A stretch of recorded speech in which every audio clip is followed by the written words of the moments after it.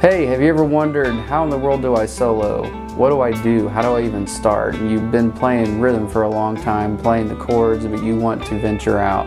I'm going to show you guys some really cool concepts using a really neat pentatonic sliding scale in several different positions. It's got the notes you need to sound good for your first solos. Here we go. Let's have fun with this. See you guys here in a second. So I remember early on playing a guitar. I would play acoustic and then I would start to play electric, and then that started to get kind of old after a while, and I was like, how in the world do I play lead? I don't know how to do this. People are like, use scales. I'm like, yeah, scales are great, but you still have to make it sound melodic. You still have to make it sound good. You have to put feeling into it. Playing scales over it just sounds like you're playing scales. Let's look at the guitar here, and I'm going to show you guys how to break out of that rut and how to use this scale that I'm showing you, how to make it sound really melodic by using something called chord tones and targeting the notes that we're wanting to hit. Here we go, check this out. Okay, so before I forget, the backing track is provided by Ultimate Backing Tracks. Check their channel out. They're really good. They've got a lot of cool stuff. I wanted to do this lesson over this backing track because then you guys can go play with it and take the concepts that I've teaching, and you guys can apply it to it by playing over it. So I've linked it down in the description below. So this backing track is in the key of G, real easy, laid back, slower blues rock ballad. So here's the scale that we're using. We're starting here and it goes all the way down the fret. So we'll just play it real quick. So we start here on the G.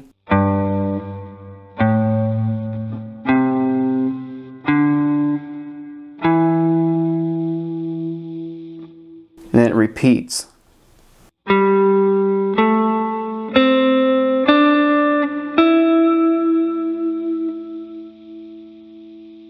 then repeats again.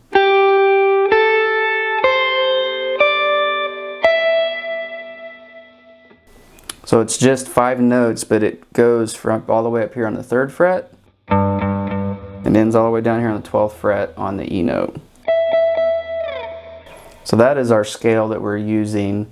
And remember, we're not trying to shred, we're trying to make melodic choices, meaning we're trying to target the notes. So when, an example, the G chord passes by, we're going to land on here on the G note, because that's how it sounds good. So we might play something like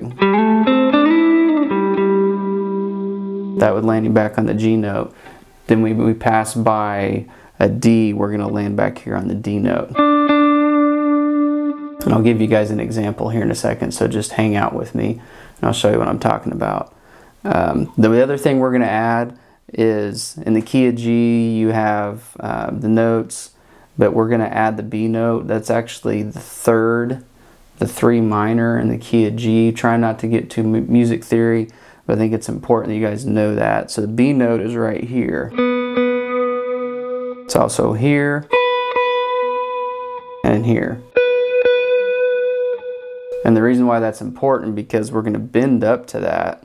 For example, we can bend right here. There's your B note right here.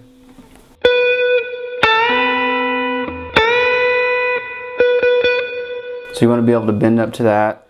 You also could come back here, slide into it.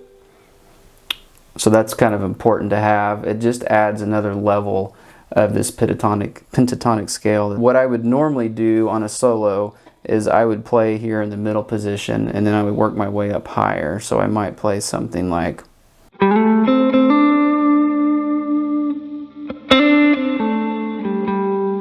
then you can repeat that exact same pattern up here.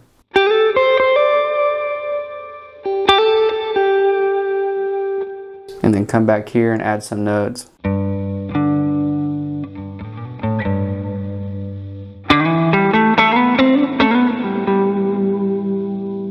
can do some hammer-ons.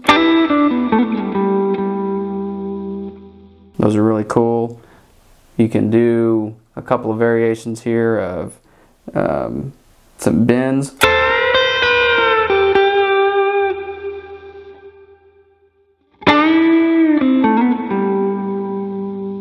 All of those work pretty good. Okay, so I'm going to play just a tiny portion of this track so I can explain to you guys what I'm doing, and then we'll play the full track here in a bit. So it starts on the G, so I'm going to slide in on the G note, and then D, and then slide up to the E. So these are all target notes. Back to the C.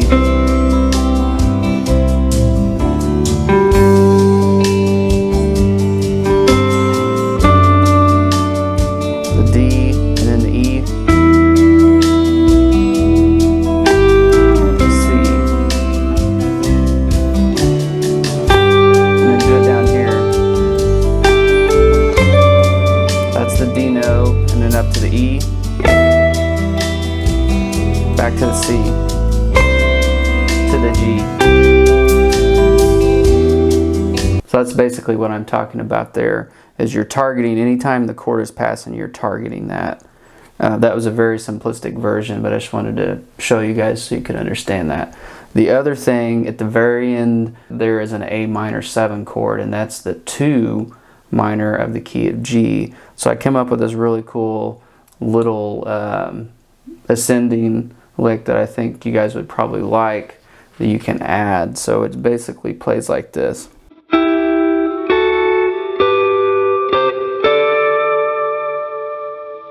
Again.